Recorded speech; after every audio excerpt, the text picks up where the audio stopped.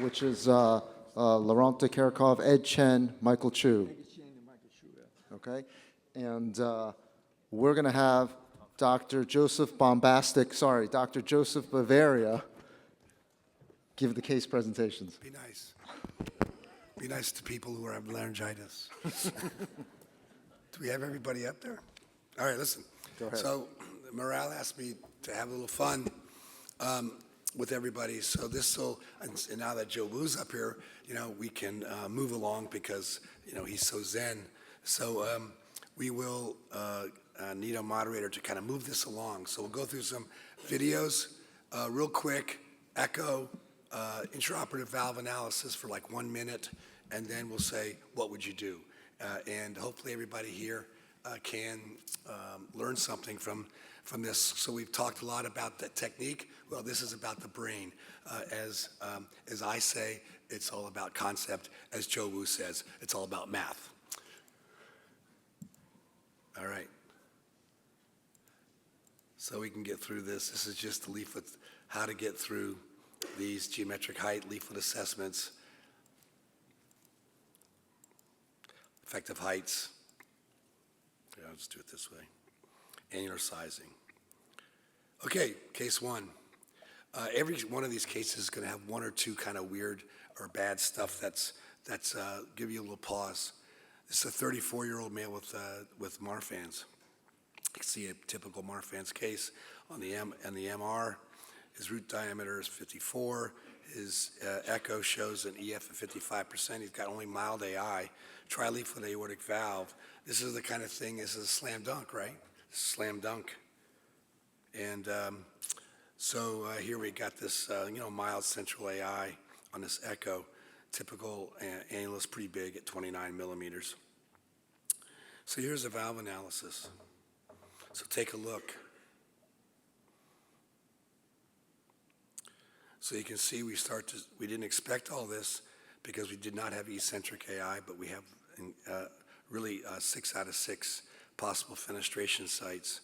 And you can see we have a little bit of a Swiss cheese. You can see this gigantic fenestration here, which goes from the commissure all the way to the node of Orontes. We have another fenestration on this side. Here we have a Swiss cheese in the middle of the leaflet. We have a commissural problem at that side. So we really have kind of almost massive, this is pretty significant fenestration, what I call the 6 out of 6. The valve analysis shows the annular diameter was right on at about 29 millimeters. So, what time to think? What would you guys do? Yeah, he's pretty young, and the AI, as you said, Joe, is central, not originating from where the fenestrations are, and it's probably a little aggressive, but I probably would just preserve it, to be honest, because he's young, and I don't think the fenestrations are the source of the AI. If someone was doing their first 10, would you tell them to do this? I would tell them, do not do this, absolutely. I think, that just comes with experience, and I don't think I would have done it early on either, but I think as I've gained understanding of the operation. I'd move forward with a valve-sparing reimplantation. It wouldn't change my approach. There's no commissural leak in the get-go. I'd make the assumption that once we reimplant it, narrow the geometry, we redistribute the stresses evenly across the coaptation margins, and I wouldn't worry about it. What if I told you this was a GI physician I know pretty well? Wouldn't change it. Still the same thing? Okay. Same opinion. I would go for valve-sparing reimplantation. It's fenestration not involved in the very mild central AI mechanism. So I think this is really an interesting, yes, exactly. It's not involved with the AI mechanism. I would not touch them at all. Well, not final word. Let me tell you what gray hair does to you. I have gray hair since I'm a young man. But all 3 cusps had fenestration, and 2 of them had a strand only of tissue to the commissure. It is what I said before. You put it on a bridge cylinder, the mechanical stress in those cusps is going to increase.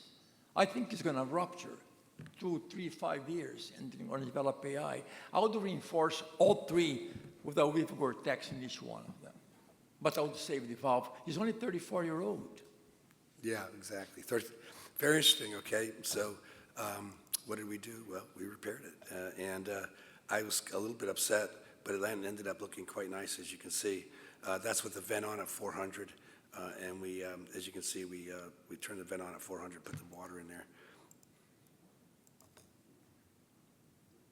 There's your, it looks real nice. So it is an interesting situation. You know, we're becoming less and less, we understand fenestrations more. We're becoming less and less afraid of them. And I think Laurent's points really well, as long as they don't participate in the mechanism AI.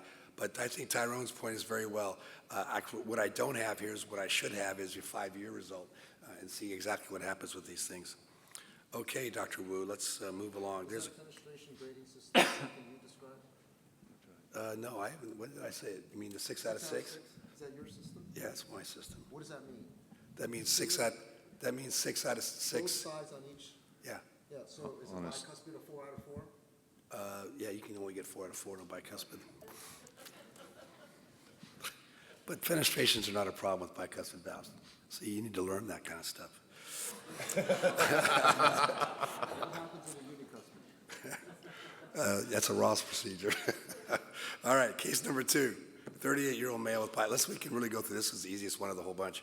So this is a guy with only a 41 millimeter root. I mean 41 millimeter or 44 millimeter root. Huge annulus as usual.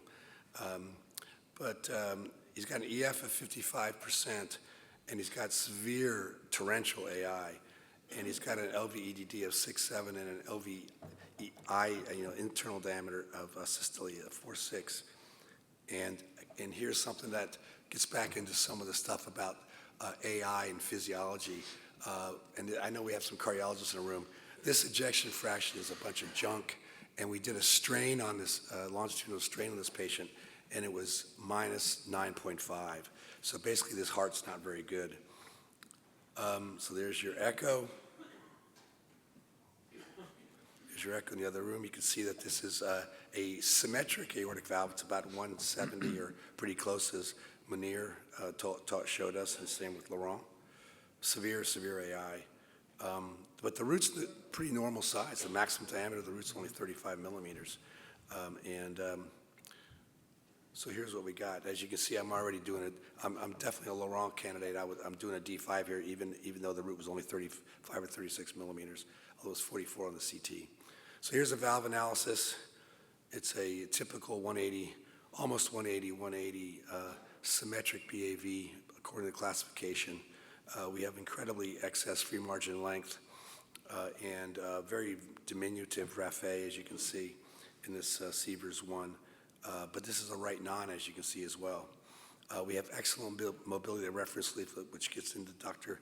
Wu's question about the bombastic person. And I do believe that the whole entire operation long-term is related to the reference leaflet being perfect. I don't usually like to do this, and Laurent usually gives me a lot of shit for this, but this is an annulus size of 31 millimeters. And so you can see we have a very, very... Hey, wait a minute. I actually put that in just for Laurent, okay? All right, so there's your valve analysis. As we'll have a little fun. This is pretty straightforward, I think, but time to think, what would you do? Joe, you can moderate. Laurent, since this was for you. Yeah, we are doing reimplantation in most of bicuspid with AI to repair AI. So I suppose the one thing I wanted to point out here was this guy has a pretty bad ventricle. What is your approach to the bad ventricle? How far do you go? I've seen he had 55 ejection fraction. Or Yeah, but it was wrong. I mean, it's torrential AI. His strain was minus 9.5. When people have very bad ventricle, we generally don't go for valve preservation. Yeah. Okay. Michael So Chu. I think in these cases where you have a bad ventricle, I usually give myself a certain pre-specified amount of time. I'd say, okay, I'm going to give myself 30 minutes. If I think that I'm going to have a really good chance at a good repair and reconstruction, go for it. At the end of that 30 minutes, if I'm not convinced, then I'll convert to whatever plan B was. And in some cases, when it's borderline and I decide to go ahead and do the repair, and let's say we get an imperfect result with a really bad ventricle, then my plan would be to take the patient back to the ICU, recover them for 2 days, let the ventricle recover, and then bring them back and do whatever the definitive operation is. I'm not sure I understand that. Ed Chen?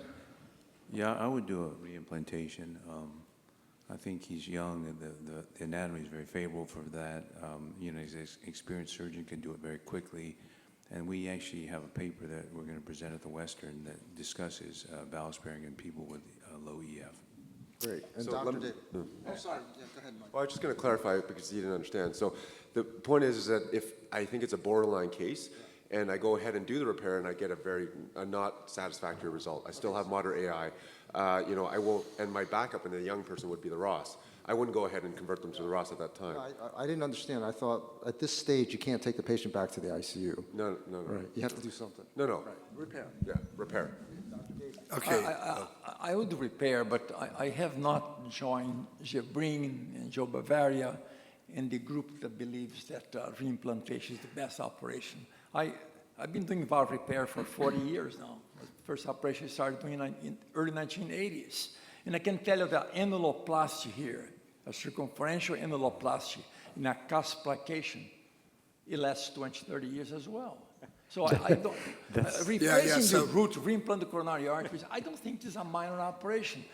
Of course, Gebrin is going to tell me, Ed, how many patients have you lost? I never lost one, but doesn't mean it's the right thing to do. No, I mean, what exactly what I have to say, that in this patient, if you are worried about left ventricular function, go for leaflet repair and annuloplasty. That's exactly what you said, that they wrong.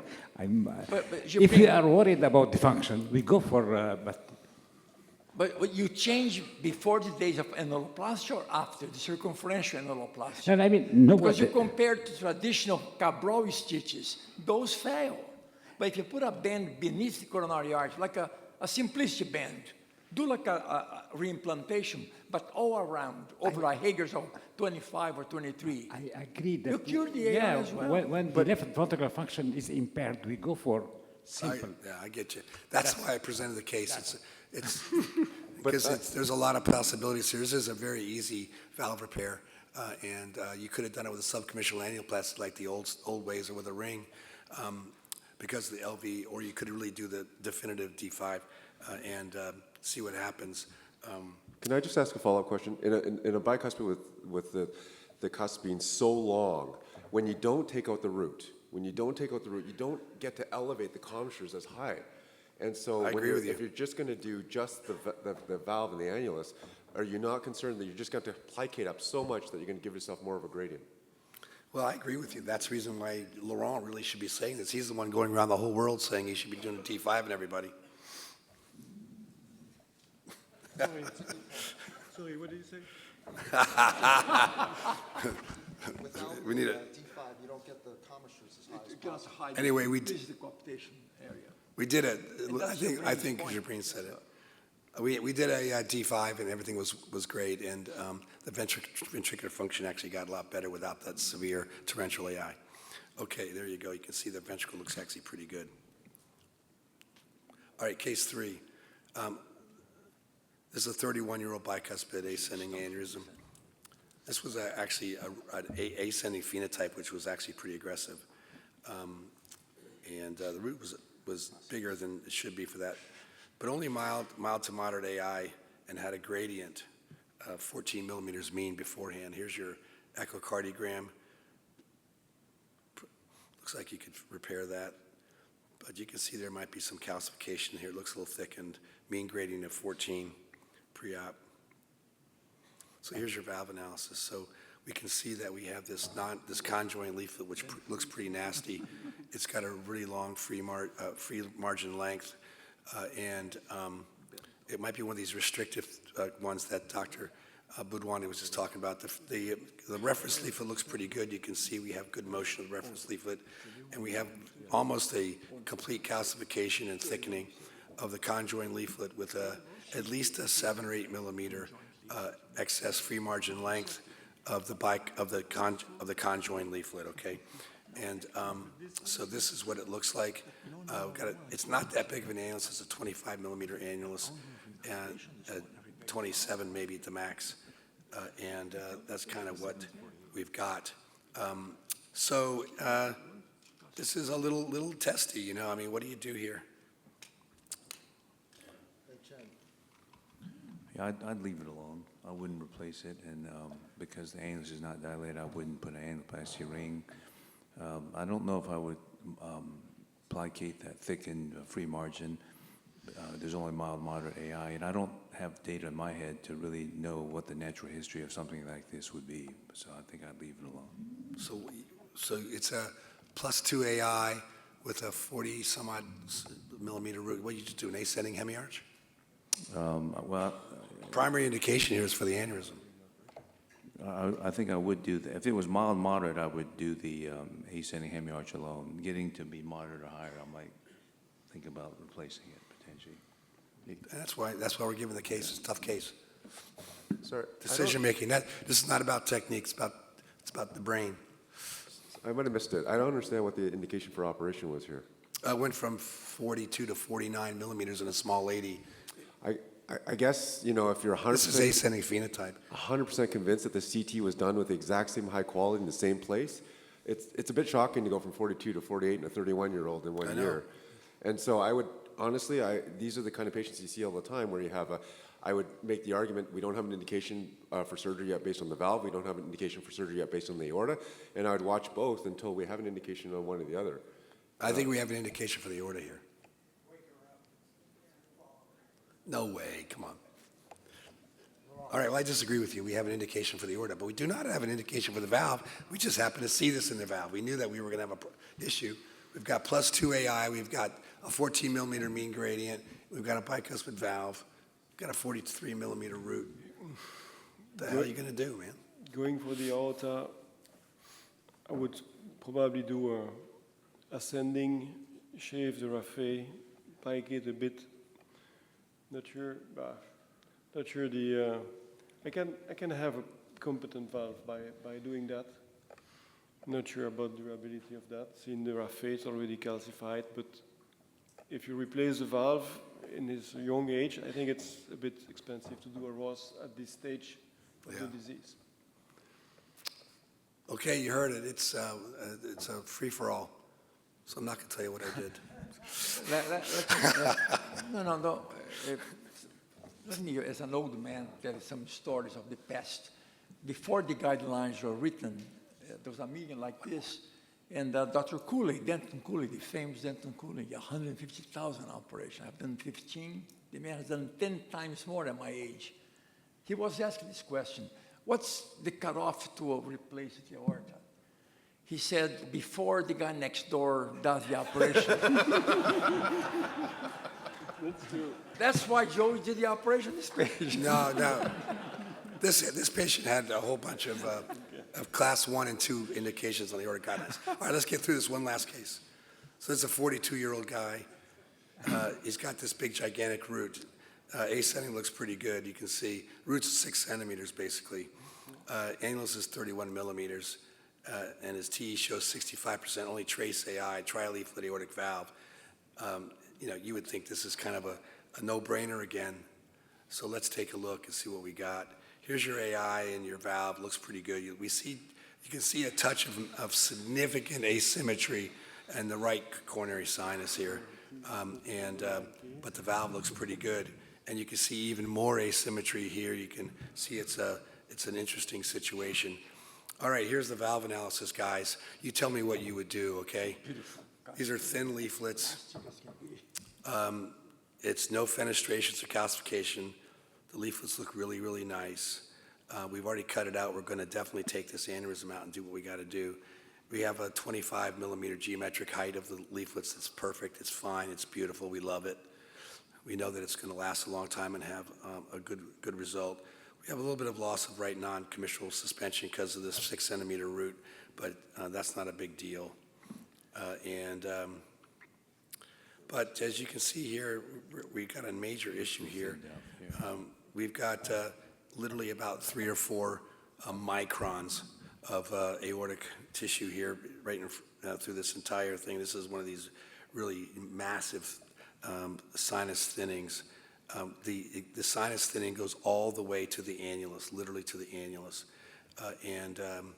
You can see that we had, this is just the diameter is about 31 millimeters exactly. So here's the problem, man. What can you do here? Teach this group of 200 people here what you would do. Time to think. What would you do? I would go for the valve sparing. You remove the cusp tissue, you can still make the external deep root dissection, despite this very weird aspect, and it's possible. So The valve is so sinus nice. thinning of this severity is not a relative contraindication to a valve sparing operation? No, it's in my hand. It's not a contraindication, but technically it's more difficult, and you have to make your external root dissection. Behind the commissure, you will find similar plane, but on the level of the right cusp, of course, it will be differently shaped, and you pass the stitch outside in this right ventricular outflow tract muscles, and the graft should be seated there. Right on the annulus, literally on the annulus. Ed, what would you do? I've been successful with some of these situations, but it really depends on a couple factors. It depends on one, as Laurent said, whether you can get a clean plane between the sinus tissue and the RVOT muscle. There's the times I've been successful, the plane was relatively non-inflamed. The times I was not, I kept putting holes in what would be the reimplantation. And then I think, that's the main thing, whether it's, and then whether once you're able to dissect it off, whether that tissue has good integrity with the whole suture. I couldn't. I'd probably do something similar. I'd try and dissect down as low and as deep as comfortable as I could get. Alternatively, if I didn't, then you could do some sort of combined where you just remodel that side, that one side. If you, what you do in this case, you dissect that tissue that's paper thin, probably doesn't exist anymore. Put the annulus, the sub-annular stitches very close together, hemostatic, which you never do normally for a conventional reimplantation. If from the lateral fibrous trigon to the medial fibrous trigon, you put the suture all next to each other, that becomes the hemostatic suture. The second layer is almost irrelevant, then just run a 4-0 Prolin or 5-0 Prolin before the miserable tissue That's a to the master. graft and should resolve the problem. I didn't think of that. That's good. I took it out. All right, thank you. Okay, thank you, Dr. Bavaria. Wonderful session.